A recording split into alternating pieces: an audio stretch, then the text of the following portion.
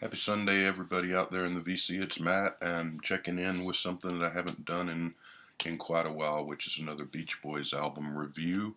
And so, for those of you that haven't been watching, I am reviewing all of their albums from the first one all the way to the last.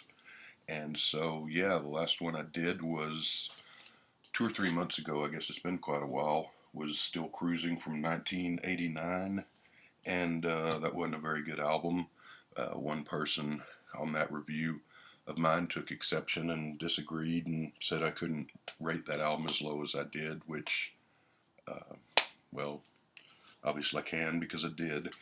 But anyway, we moved from that to their next up effort, which is called Keeping Summer Alive, or I'm sorry, Summer in Paradise by the Beach Boys. This came out in August 3rd of 1992, and there's several unique aspects to this. For one thing, it's only released on CD, as far as I've been able to determine. Never came out on vinyl, so that would make this the only regular catalog Beach Boys album that never came out on vinyl. The other, another aspect is that this is the only Beach Boys album that did not chart at all, didn't make the Billboard Top 200. Even this and their couple albums that came out before that didn't chart very high, but they did at least chart. This one did not chart at all, making it the only Beach Boys album to have not done that. Most importantly, this is the only Beach Boys album that has no involvement whatsoever from Brian Wilson, which is, you know, uh, kind of mind blowing when you think about it. It's like a Who album without Pete Townsend being involved.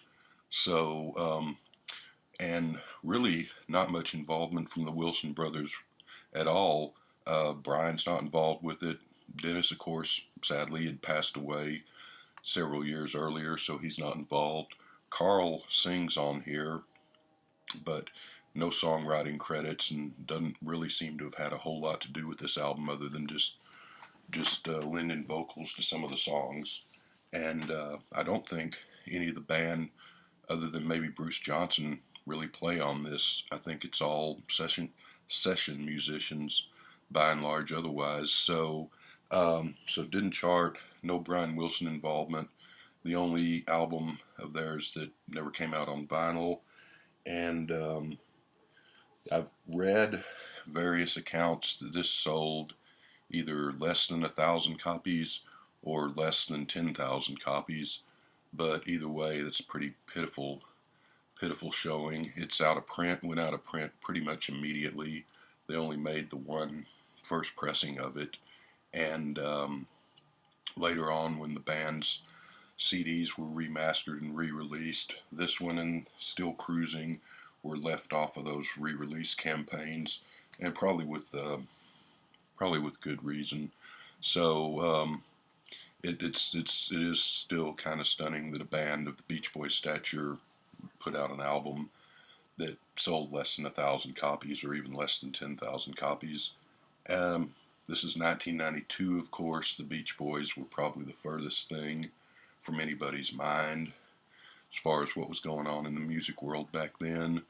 So why they chose to put an album out, you'd have to ask them. But by and large, this is a Mike Love project. All of the songs, with the exception of they've got, I think, 3 or 4 cover songs on here, and there's one song by Bruce Johnston, but the rest of the songs are all written by Love and Terry Melcher. The only involvement or connection that Brian Wilson has with this whatsoever is that they do a cover of an old Beach Boys song from 1961, I believe, Surfing. They do a cover of that, which Brian wrote.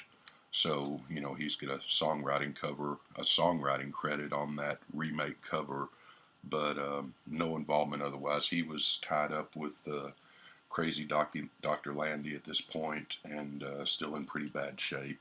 So, yeah, the cover of this, and I will open this. Like I said, it's CD only, but for that they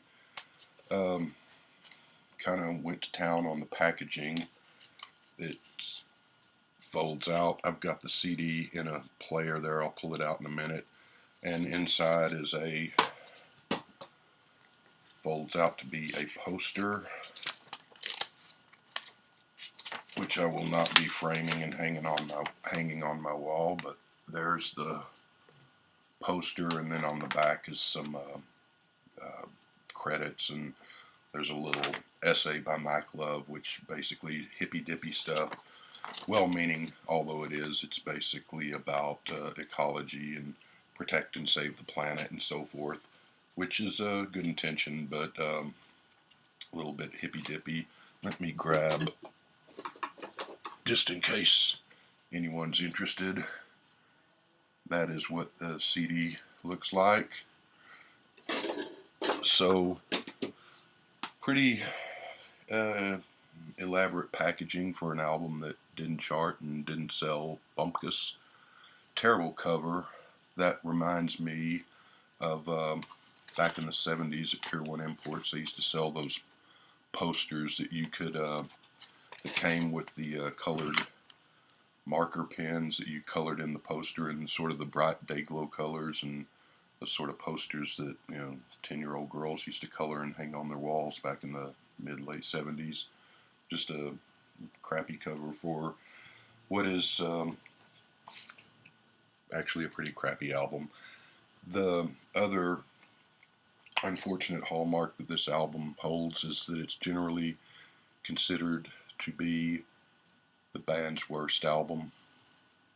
And actually, I do remember seeing this around in the store. I don't really remember hearing any of the songs on the radio except for, of course, Kokomo, which was one of the band's worst songs, but also a huge hit.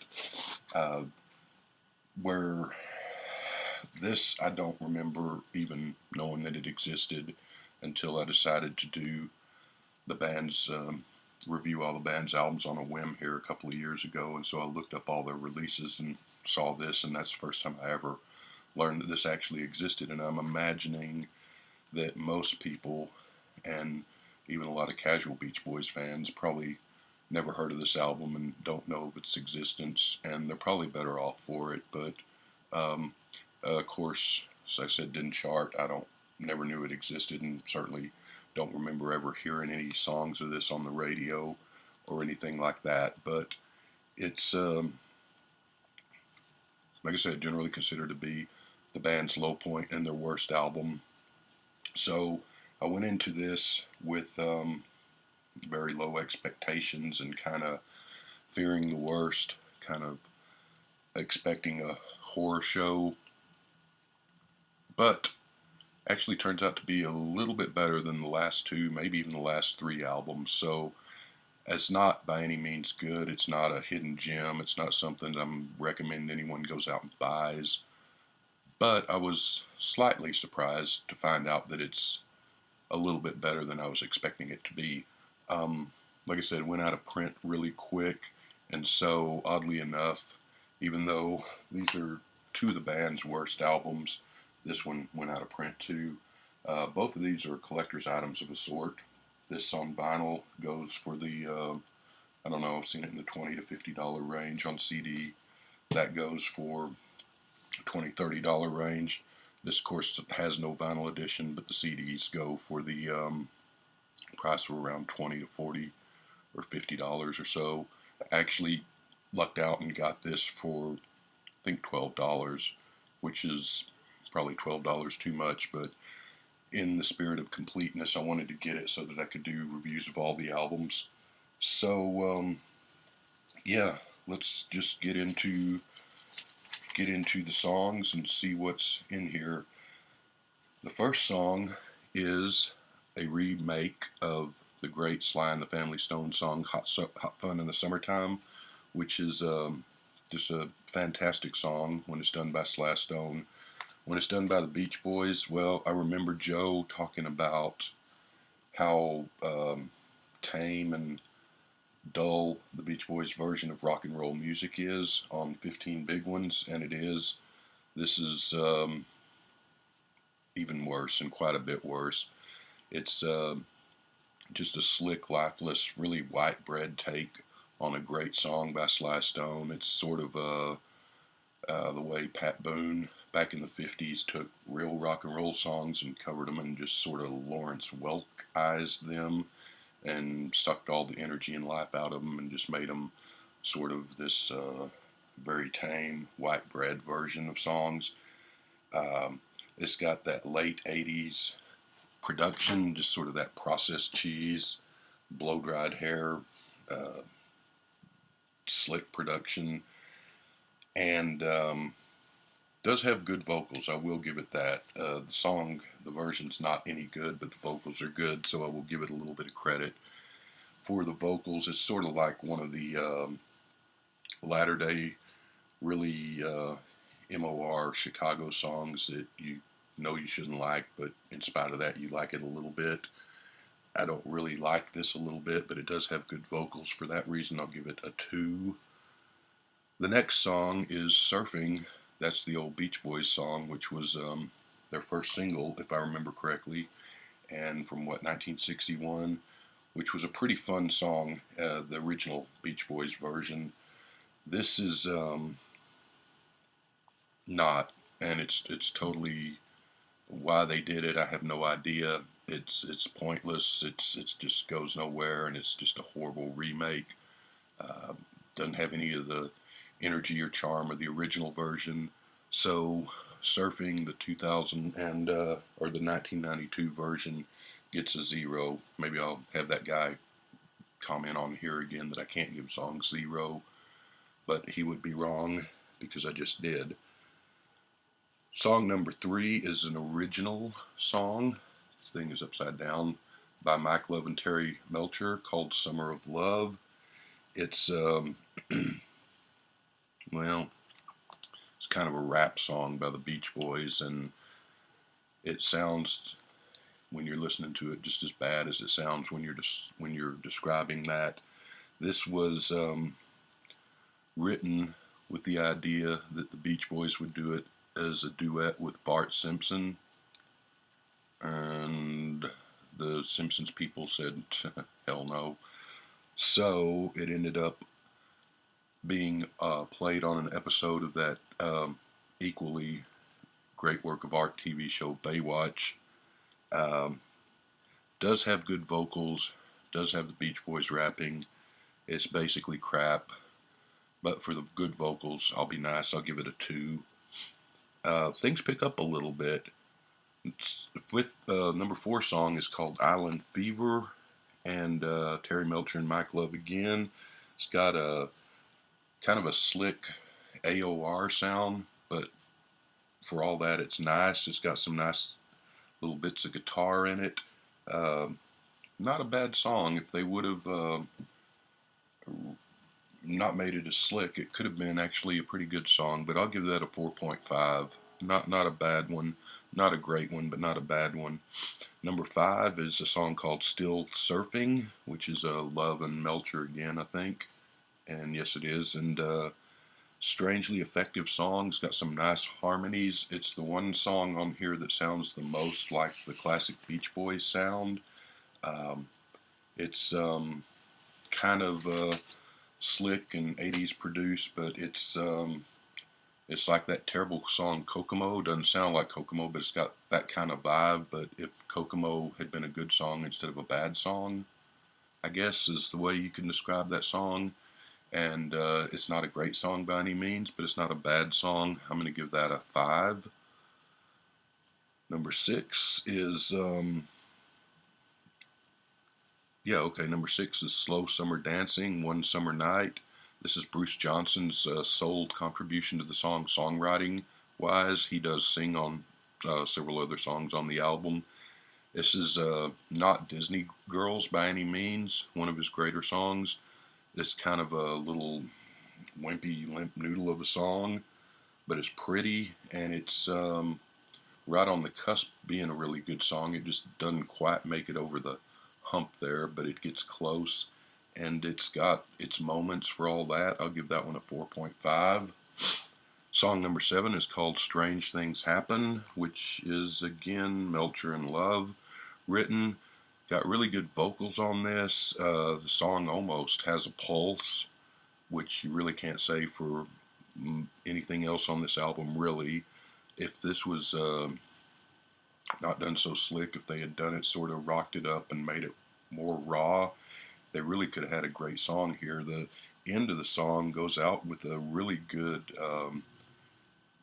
outro of guitar and just good music.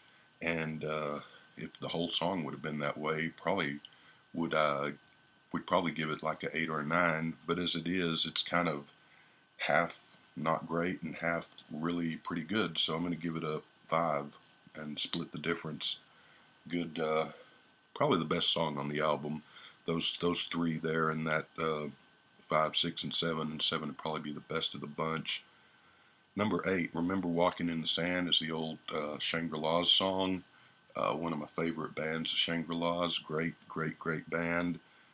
They did their version is just top notch. Wonderful song. This is one of those just pointless cover songs, and it's just a complete train wreck in every sense of the word.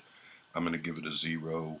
They kind of in parts reimagine the song as like a 80s style dance club hit, and then they've got some sort of jazzy blues motifs in other parts of the song, and it's just a doesn't work, clashes, and it's just a big old mess. Carl sings lead on this, and for the fact that he's probably the best vocalist in the Beach Boys, this is one of his worst vocals of his career. Just nothing about this song worked. I think it's a 0.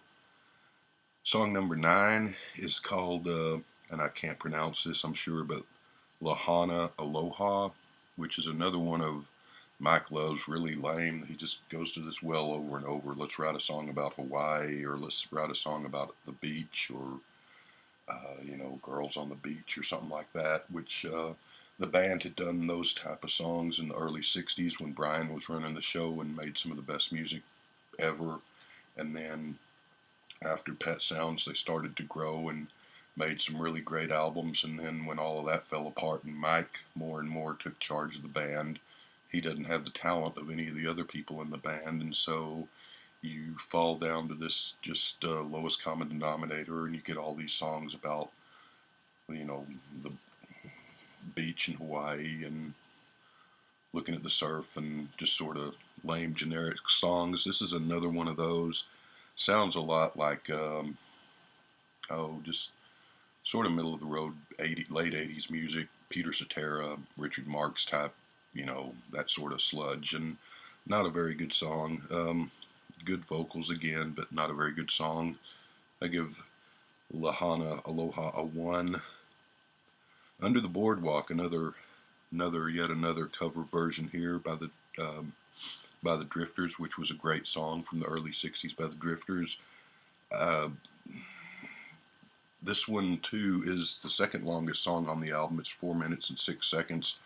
Hard to stay awake through this one almost. It's just pointless. There's no reason for them to have covered this, or at least if they wanted to cover it, they should have done a good version instead of just a really, really, really dull version of it and pointless version. It's give it a 1. Not much to say about that. Song number 10, and we're mercifully almost done here, is called Summer in Paradise. Sorry.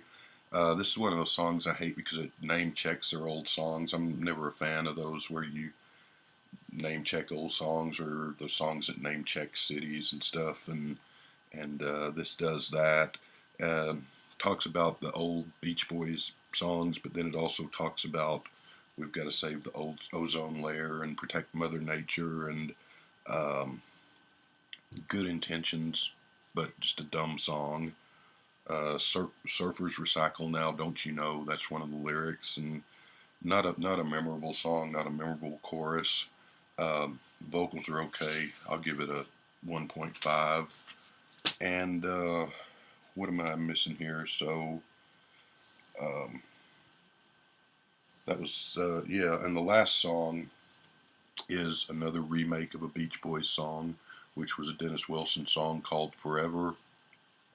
from Sunflower, and as Dennis did it, it was just this beautiful, fragile, this fragile thing of beauty, just a very air light, wonderful masterpiece of a song. Great song. One of his best, and a 10 in the original version.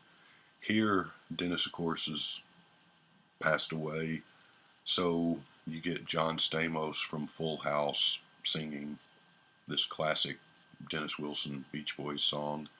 Um, and you know, it's just pointless.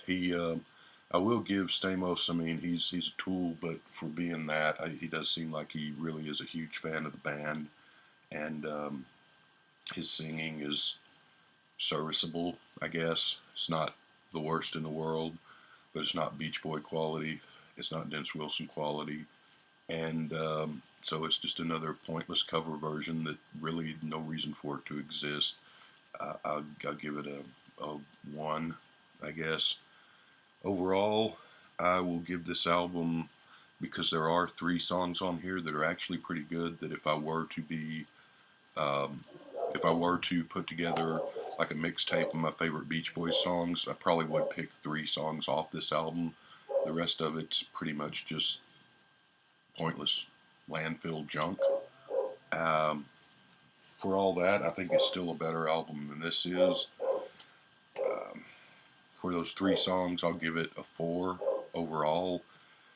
And yeah, I mean, it was just, like I said, 1992.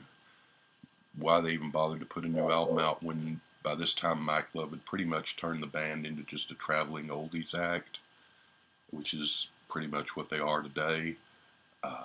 I guess he just wanted to put an album together. Really no reason for this album to exist. If you've never heard it, there's really no reason for you to go listen to it unless you're just the most hardcore Beach Boys fans and have to hear everything the band was ever associated with. Otherwise, and even in that case, you're probably not going to get a whole lot out of this. But even Idiot Boy Mike Love seemed to see the writing on the wall after this thing nosedived into obscurity immediately and totally failed, because the Beach Boys would not release another album for 20 years after this. This was 92. They wouldn't release another album until 2012. They would release an album between this one and the next one. And what do I mean by that? Well, you'll just have to come back and check out the next video and find out.